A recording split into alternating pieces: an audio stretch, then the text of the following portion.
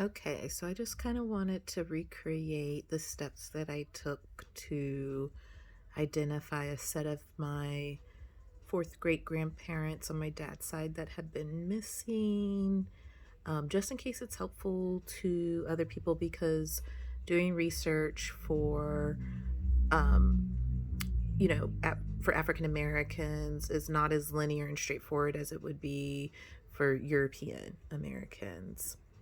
So I have been racking my brain trying to get more information regarding my third great grandmother who went by the name Aggie or Agnes.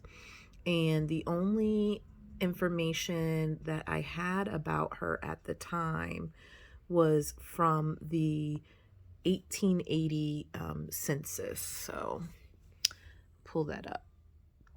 And this is what kept me stuck for a while because in 1880 she was married to my grandfather and had taken on his last name of Waters. Let me just pull this version up then. This is the transcribed version, which is helpful, but I always suggest going to the image as well, because there are transcription issues that arise from time to time. Okay, so all I knew, or the only piece of information that I had for Aggie was this 1880 census where it names her. See, Aggie Waters. It tells us her age. She's 30, so we know she was born around 1850. And it shows for her that her parents were also born in Georgia as well. So I would do like search after search. I would just go to this like general search that they have on Ancestry, and I would do all sorts of things trying to find more information about her. I knew she had to be on the 1870 census, or she should be on the 1870 census if she's on the 1880 census. And I knew she would have been around the age of 18 at that time. So it was like a 50-50 chance whether or not she would have been married to John Waters at the time of 18 or still with her parents, right?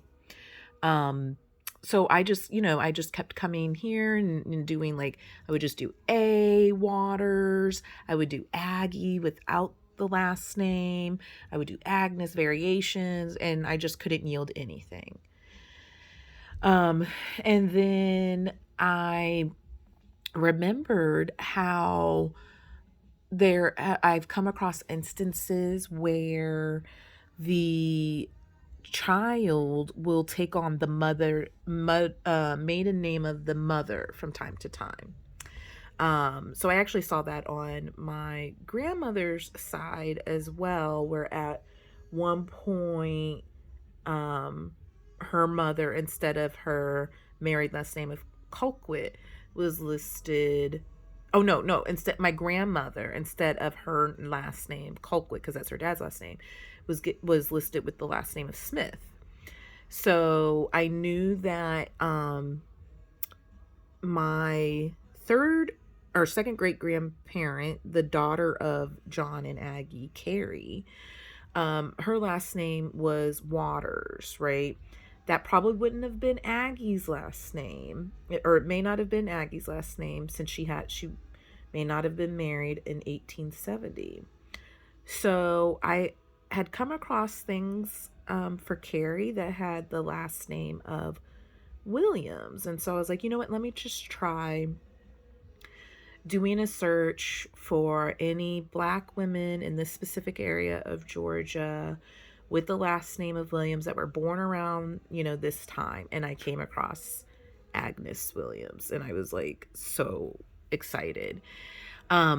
So when I found Agnes, and I'll pull her up in the 1870 census, it listed her as, she's 18, right? She lived in Jones County, Georgia. And then I always look to see who else was in the home too. So according to this, she's not married. Let's go ahead and pull up the image, because that's helpful too to look at. And there she is. It's gonna get a little big here for a second. But there's Agnes, right? She's 18. At this point in the census, they were not listing necessarily like relationship to the head of household. So you kind of have to make some assumptions using the context clues to figure out sometimes how people are related. But as you can see, there are 6 people in the household with her. I did check to the next page and nobody additional was on the next page. And they're kind of like all young, right? And that's kind of stood out to me, Aggie's 18, and then there's a 16-year-old, a 14-year-old, a 12-year-old, a 9-year-old, and 1-year-old. And I'm like, I know she's not the mother of all these children. So more than likely these could be siblings. The younger one could be a nephew a nephew. So I was like, I made, the confident assumption that these are siblings or other family members, right? So the next question is, where are Aggie's parents then? And so I know from prior research, doing this research for a while now, that for the 1870 census, you need to look for, going upwards, right, the next white family that are listed as farmers and that have an amount listed in real estate value and personal asset value. And so that's what I did, right? So I'm going back here. And so I come across, this, I think it's supposed to be Oliver. I think this transcription put in liver. So I come across it, but then I see like these are young people, listen, I'm not saying that these people wouldn't have given enslaved children to European American children, but it hasn't followed the pattern that I've seen so far. So I was like, this probably is not the family that enslaved Aggie and her siblings or the other family members that were listed in that residence, because they would have been, like too young, right? What more than likely happens here, so the alternative is like there's a good amount of times where you'll do what I just described. You'll go up the census and look, because you can look at the house number here. And if you go back, these are all people that work on that listed Oliver White's farm. So you'll see these are all Black. They're farm laborers, or, the wife watching after the kids, stuff like that. And they're all going to be next to each other, the dwelling numbers, right? So these are all the people that worked on that farm of Oliver White in 1870. And since the slavery technically ended in 1865, those are all people who are probably had entered into a contract with Oliver. He probably took over the family plantation. And these people were already in the area, and so he probably asked them to work on his farm. So long story short, this is not the family that had enslaved Aggie prior to 1865. So I also like to take a look at the neighbors too. I'll just go back a few pages. I don't get wild, but just trying to look for, similarity in, last names and stuff like that. And so this is where I found something that was interesting. I found a couple and an older woman. They don't have any kids, which is very uncommon, considering that enslaved people were pretty much forced to breed, right, to keep the enslaved population going. So that stood out to me. And I, based on this work that I've done so far, I also know that the census takers are sometimes like clumsy and careless. And so I was like, well, William isn't too far off from Williams. And the age is, they're pretty good, right? For Aggie being the oldest that is at least listed here. They could have had older children that moved away prior to 1870 that wouldn't have still been on the same land that they once were enslaved on. So I went ahead and called this as being the parents of Aggie. So you have Idam and Betsey and then Nancy. So Idam, the male, is 46, Betsey, the woman, is 53, and Nancy, the older woman, is 80. And you can see that, Aggie's parents were born in Georgia, which lines up with what she said on the census. And then Nancy was born in Virginia, which makes sense because, again, from researching just like the straight Weathers line of my family, there's a migration pattern that the enslavers followed, and that definitely lines up with what, I've seen. So I was able to say, okay, so these people, I'm beginning to form a picture here. This is the same family, Idam and Betsey. They probably lived in this area when they were enslaved. Now their daughters, in whatever relations, are working for a neighbor plantation. So now I need to find out who the next white person in the census that has a sum of money that'll be listed in these two columns here. So you see here, these are white people, but they don't have any real estate value. They don't have any personal value. So these are either family members of the former enslaver, or they could be, paid laborers at this point. What I've seen previously is that they're usually like family members. It could be like a big extended family living on a plantation still. But yes, so I just kept going back up until, I think it was back on this page, until I found the lines that had the money on them. Okay, now.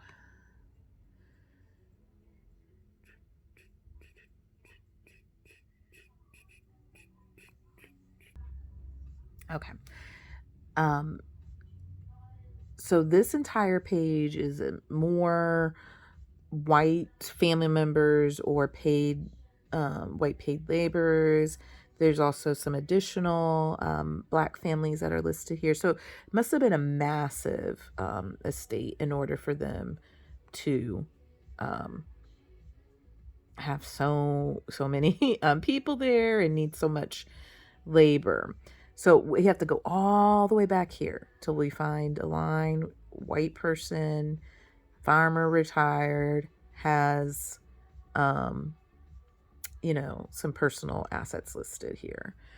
So this is David Lester, right? He was born in South Carolina. So that, I've seen that before too, especially for the older ones. He's 74. So he would have been born in 1796.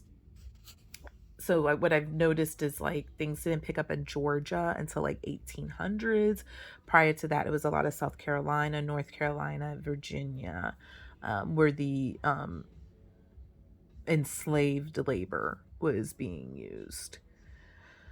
Okay, so then this is crazy. So then I you look up that person's name and they have the 1860 slave schedule and the 1850 slave schedule. So I always start with whatever's closer to 1870. So that's 1860.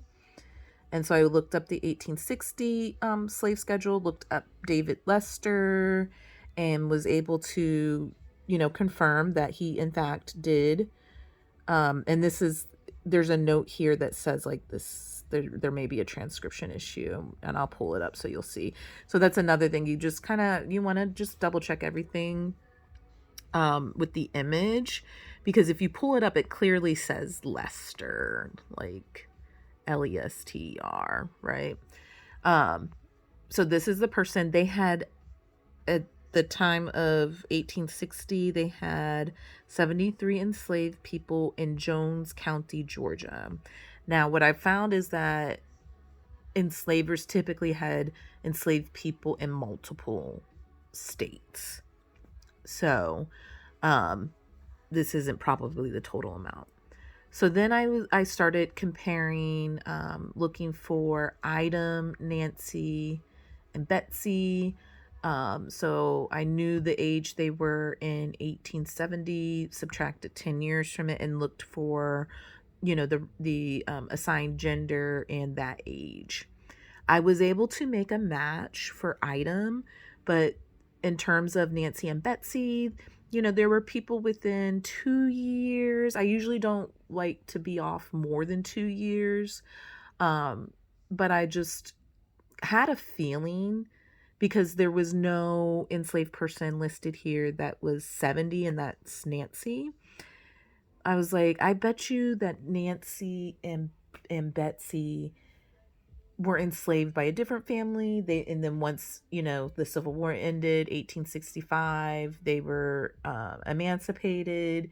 They probably left that enslaved family and went to go live with Idam, Betsey's husband, near where he was formerly enslaved. So I was kind of like, oh my God, how do I find them? Because, they were not listing names of enslaved people. All they would capture is their assigned gender, their age, and their color. And that was based on their perception. So sometimes you'll look at it like the slave schedule, and it might say M for mulatto, which is not it is a slur. Don't use it, but that's what they used at the time. For mixed race people, or people they thought were mixed race, they didn't ask people what their race or ethnicity was. The census taker just eyeballed it. So just because somebody's listed as M for mulatto doesn't mean that they were actually of mixed race. It just meant that the census taker thought they were a lighter black person, probably. Okay, so I'm going to show you this. Okay. So this is the slave schedule for 1860. If you can put your enslaved ancestors' information here, but since they weren't captured by name, it's kind of not worth it. But what I did is I took the information that I knew, right? So I knew that it's Nancy. I knew that Nancy was born in 1790, and I usually give like a year for wiggle room, plus minus a year. I knew she lived in Jones County, Georgia, right? Because that's where it was, listed on the 1870 census. I know she was assigned female, and I know she's black, because that's what she was listed as the 1870 census, right? So there's a good chance that, like, there's a common perception that she's black as opposed to mixed, right? Okay, so now I was like, I don't know what's gonna come back, like how many, 70-year-old black women in Jones County, Georgia could there be? And actually quite a few. So I was like, okay, let me narrow this down a little bit more. I'm gonna do exactly to Jones County, Georgia. I don't care about anything else. Okay, it took it down some, still a hefty list. So I only focused on Jones because that's where I knew she was, right? Okay, so from there I was like, you know what? I need to use I have this feeling that Nancy and Betsey were together. Wherever they were enslaved prior, they were together. Their mother and daughter. At first, I had assumed that Nancy was Idam's mother because she held the same last name, William, right? But again, knowing what I know about history is I know that after the Civil War, there was a huge push to document formerly enslaved people, and they were pretty much like rushed into choosing names for themselves. About 20% of formerly enslaved took on the name of the last name of the family that had enslaved them. Um, so I kind of concluded that probably at 80 years old, when she was being asked like for this information, or when they were being asked for this information, they probably just gave her the same last name as um, her son-in-law and daughter. So that's what I went with. You got to kind of form hypotheses and then test them and see if you can find evidence to, back them up. So what I did is I pulled up the 1860 census again, and I don't know what's going on here. And this time I'm looking for Betsey. So I knew Betsey was born in... Hold on. I know she was like 53 and 18. So I have all this stuff across the room. Okay. 1860 slave schedule. Right. Okay.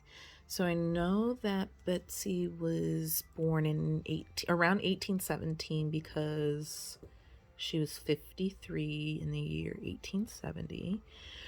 Once again, I know she's at least lived in Jones County, Georgia. I know she's assigned female and is black. And I always check that black box. I always start with the check there because I've noticed if you leave it unchecked, you will get some white people, even though you've typed in black there. So, okay. So I pulled up. All right. So this is a much shorter list of the 43-year-old black enslaved women in Jones County, Georgia. So I cross-referenced these names. I did a side-by-side comparison of these two lists to see if there was any name that was on both lists that would then confirm my theory that Betsey and Nancy were enslaved together. And lo and behold, I find one name that's on both lists. This James H. Woolfolk here. And where is he here?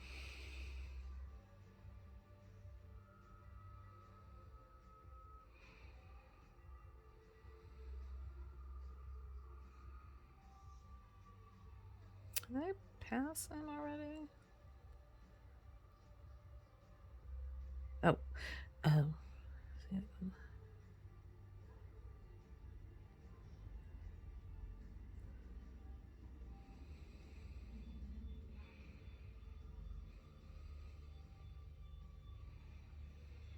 my goodness.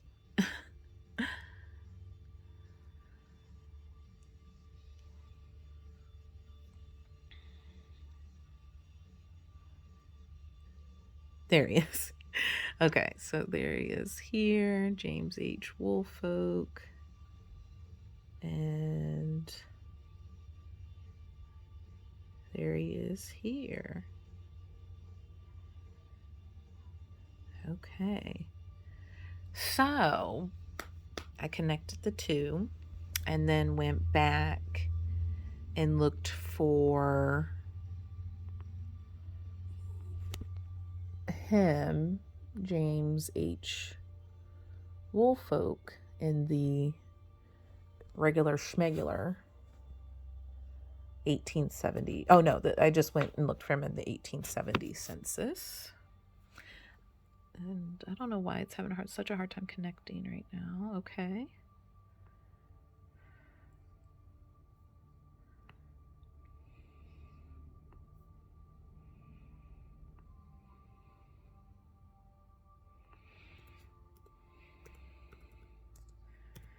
James H. Woolfolk. I know that he was in Jones County, Georgia. I know that he is assigned male. I don't even bother to put in the race. Okay. There he is.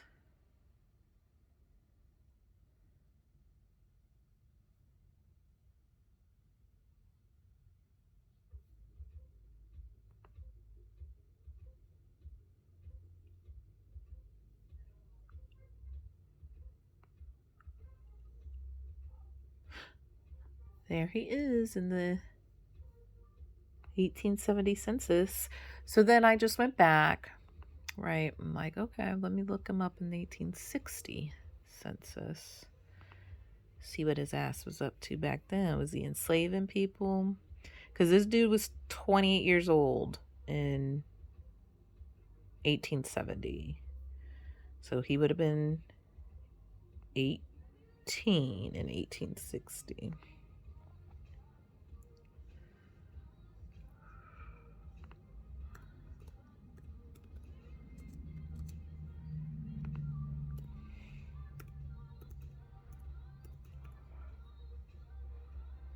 And I know he lived in Jones County, Georgia. I should have grabbed his